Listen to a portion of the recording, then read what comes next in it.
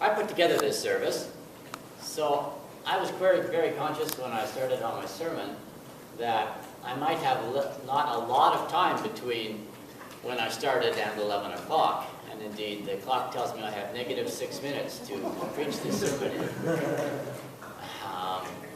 So I honestly don't know what to do. Give us a Preach. text. Preach. Just preach.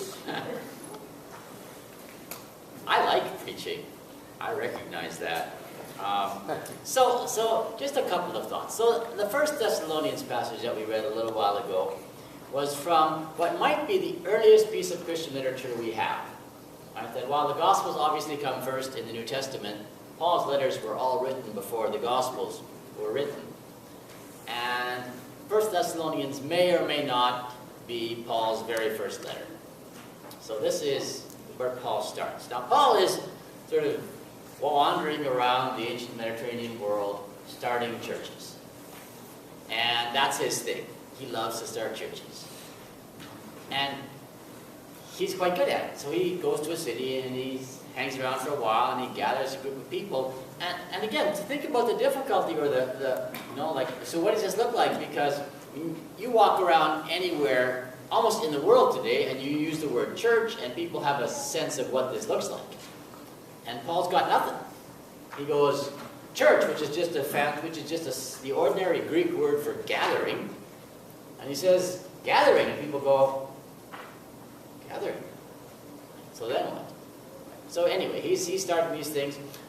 I remember in Ghana, one of my students, Isaac, was telling the story of when he takes the car from his home to school. It's about an hour one way. And on his way, he sort of mentally plots out all of the churches he's going to start on that road. And not just like this or this or this, it's this and this and this and this. And so I don't know how many churches he's started since we left 2.5 years ago, but more than one anyway.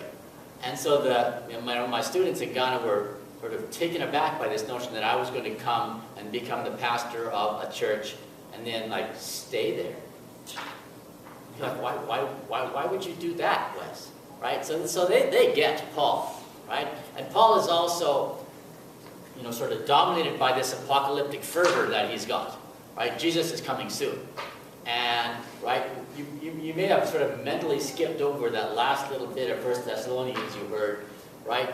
But for Paul, Jesus is the one who saves us from the wrath that is to come.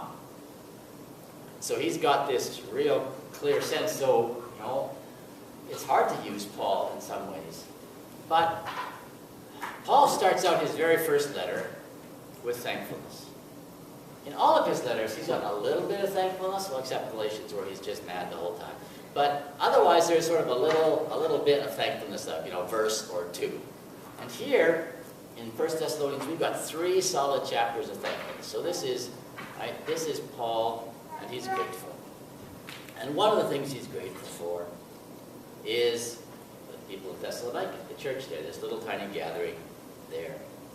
And he says, you became an example to all the believers in Macedonia and Achaia, right? So sort of northern and southern Greece, for those of you who are geographically confused. For the word of the Lord has sounded forth from you, not only in Macedonia and Achaia, but in every place your faith in God has become known, so that we have no need to speak about it. Which I find interesting because that's sort of like what I do. Right? That I go, I sort of meet people in Morgantown, and they say, what do you do? And I say, well, I'm a pastor of a church. And they go, which one? And I say, Morgantown Church of the Brethren. And quite often they go, oh yeah, I hear about all the great things you guys do.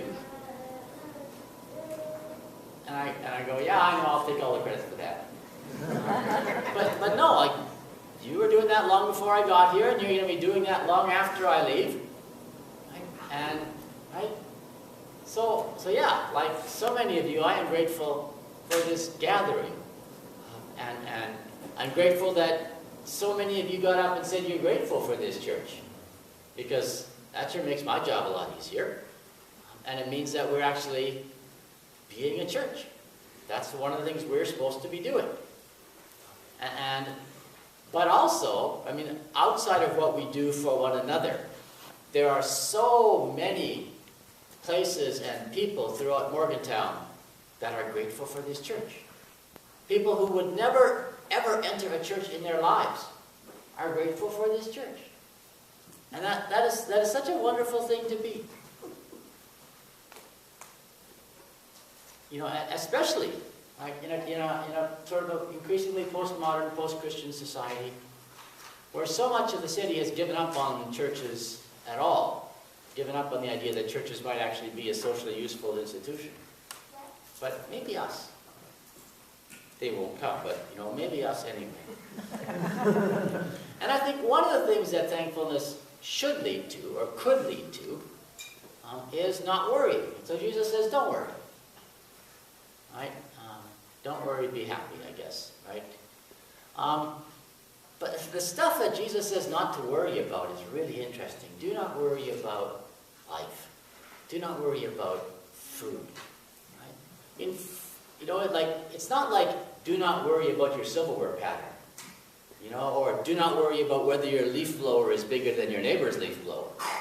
Right? I mean, sort of really, really frivolous kinds of things. It's really, really primal. Do not worry about what you're going to eat.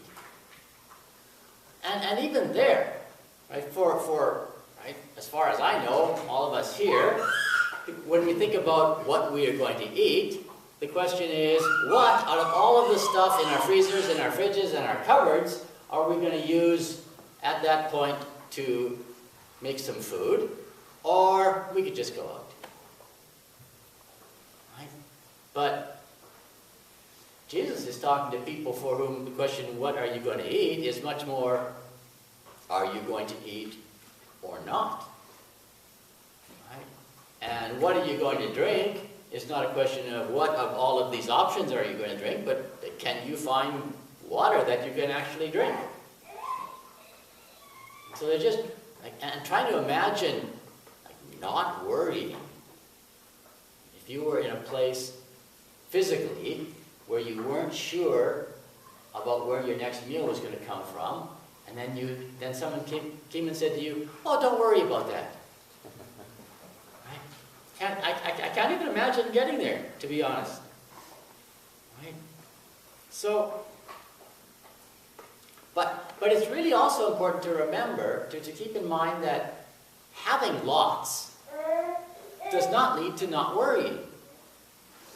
Right? Just because we all got lots of basic stuff doesn't mean we've stopped worrying.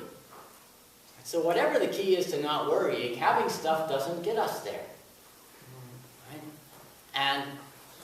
And so we have Thanksgiving with all this abundance of food and abundance of drink and abundance of this and over too much of this. And how do we respond as a society?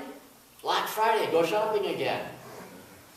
Right? Because we're worried that we might not save enough on our Christmas excess. I never figured out Black Friday, to be honest. But other people have, apparently. Right? So I think, yeah, it's just so important over and over and over again to go back to thankfulness. And to start with the basics. To start with thankfulness for clean water. Every time you turn on the tap, be thankful. Right? And you don't, because clean water is not assumed in West Virginia. There's lots of people who turn on the taps in West Virginia and they don't want to think about all the chemicals in there.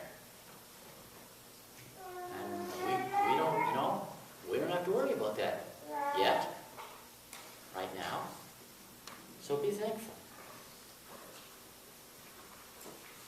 And it's right.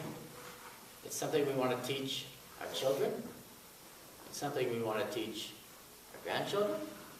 It's something we want to teach one another, and we teach it by doing it. Right? And by trying never to use the word should. You should be thankful. Right? Because we know how well that works. Right? You should be thankful. No? I am thankful. So I am thankful for this water. I am thankful for this food. And I will try not to worry. I think that's as far as we're going to get right now.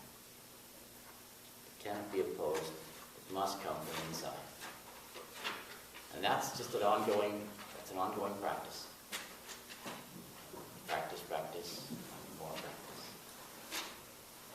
So that's sort of what I came up with today. So let's respond by singing, because